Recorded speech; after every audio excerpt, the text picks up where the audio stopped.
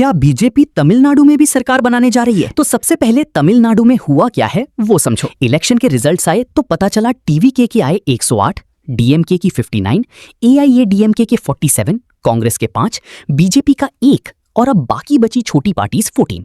अब सरकार बनाने के लिए चाहिए टोटल जो है 234, उसका हाफ जो हुआ 117, उससे एक ज्यादा यानी 118, यानी मिनिमम 118 सीट चाहिए। अब विजय के पास खुद की है 108 यानी 10 का, तो विजय ने कांग्रेस को कहा कि आप हमारे साथ आ जाओ, और कांग्रेस जो डीएमके के साथ थी उसी के दम पर इलेक्शन लड़ रही थी, उसी की वजह से ये 5 सीट लेकर आई थी। और जिस स्टालिन को राहुल गांधी अपना भाई बता रहे थे,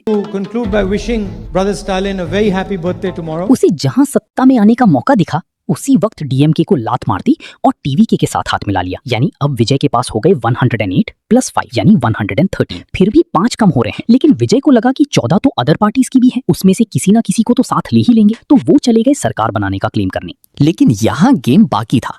तो सबसे पहले जीतने के बाद जो सिंगल लार्जेस्ट पार्टी होती है उसे गवर्नर अपने पास बुलाते हैं कि आप आओ और सरकार बनाओ। लेकिन क्योंकि गवर्नर को पता है कि विजय के पास रिक्वायर्ड सपोर्ट नहीं है, उसने एक कंडीशन रख दी। गवर्नर ने विजय को बुलाया और कहा क्लियरली साइन करके 118 एमएलए का सपोर्ट दिखाओ, तभी सरकार बनाने देंगे। लेकिन ऐसा हमेशा नहीं होता है, क्योंकि ऐसा कई बार हुआ है जब जो सिंगल लार्जेस्ट पार्टी होती है उसे सरकार बनाने का ऑफर दे दिया जाता है और अब बाद में उसे असेंबली में वोटिंग के टाइम पर मेजॉरिटी प्रूव करनी होती है। लेकिन यहां गवर्नर ने कहा कि पहले ही मुझे सारा सपोर्ट क्लियरली दिखना चाहिए।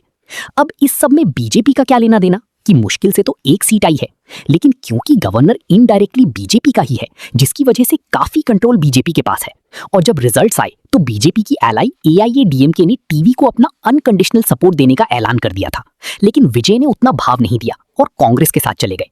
तो फिर एआईएडीएमके ने कुछ बहुत अजीब कर दिया, अपनी जन्मों के दुश्मन डीएमके को ऑफर दे दिया कि हम दोनों मिलकर सरकार बना लेते। लेकिन डीएमके यानी स्टालिन अब बोल रहे हैं कि हम बीच में नहीं पड़ेंगे और विजय को सरकार बनाने दो। अब जो मैंने छोटी पार्टीज बताई थी ना, उनमें से काफी डीएमके के साथ भी हैं और कुछ ने अभी तक क्लियर ही नहीं किया है कि वो किसके साथ जाएंगे। यानी तमिलनाडु में मामला बुरी तरह से फंसा हुआ है। आपको क्या लगता है आगे क्या होगा? और ऐसे और पॉलिटिकल अपडेट्स के लिए पेज को फॉलो जरूर